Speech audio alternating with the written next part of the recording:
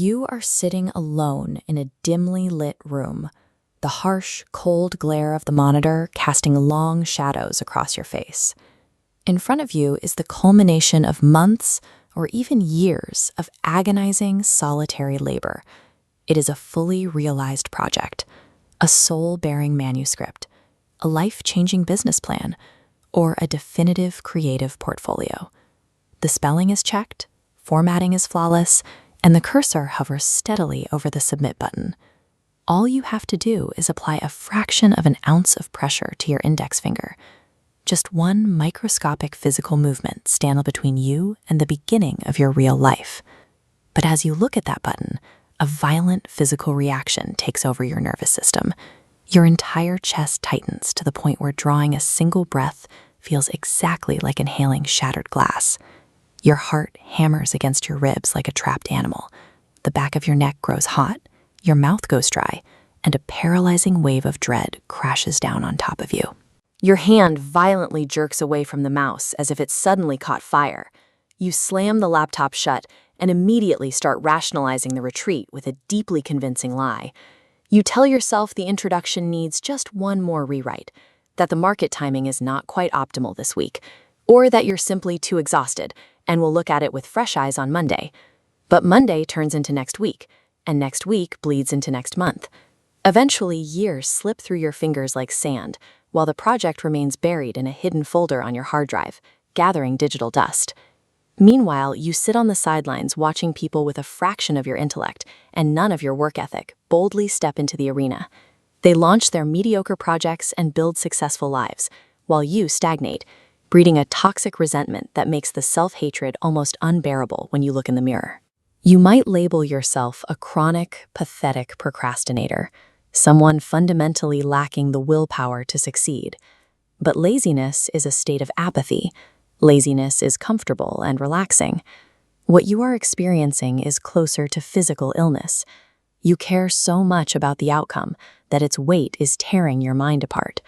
You have convinced yourself that you are terrified of the world rejecting your work, but failure is actually a highly predictable and manageable state for you. If you fail, nothing changes. You retreat back into the shadows. Nobody expects anything extraordinary from you.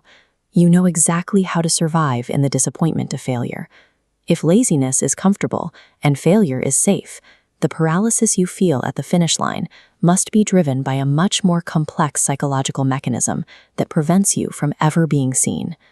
You are not afraid that the world will say no to you. You are terrified that the world will actually say yes. To understand why the prospect of success feels like a threat to your nervous system, we have to look at the severe end of the imposter syndrome spectrum. In this state, a person holds a foundational belief that they are a complete and utter fraud, regardless of their actual achievements. This belief often takes root in environments that only reward flawless performance. When a developing brain is taught that its only value lies in being perfect, it begins to internalize the idea that any mistake is a sign of being fundamentally broken.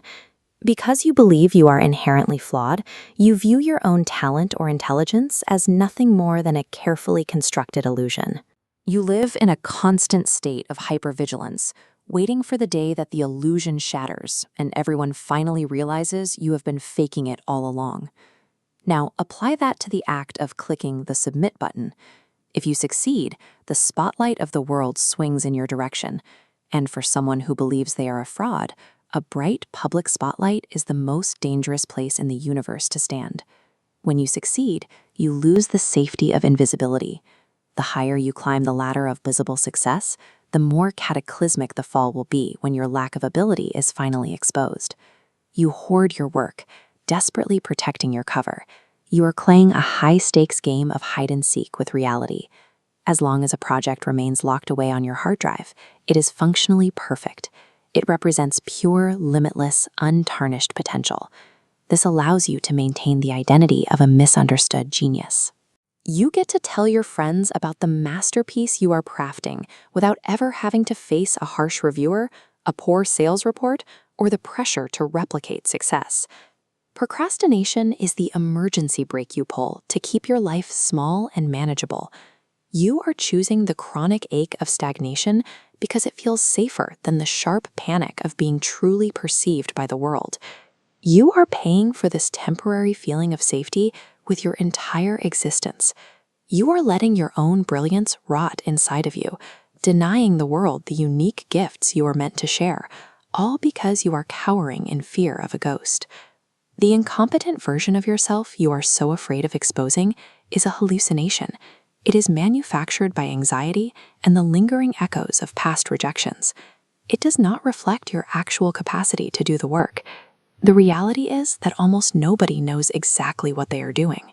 Every visionary leader or celebrated artist you admire is figuring it out in real time. They all make enormous mistakes behind closed doors, and they all have moments where they feel like frauds who are about to be caught. The difference between those people and you is a fundamental willingness to be seen in their imperfection. They accept it that feeling like an imposter is simply the psychological toll you pay when you enter new territory. To break free, you have to reframe your relationship with success. It is not a final examination where your worth as a human being is permanently graded. Success is just a new room with a new set of problems to solve. Feeling like an imposter doesn't mean you are faking it. It just means your environment has expanded faster than your comfort zone.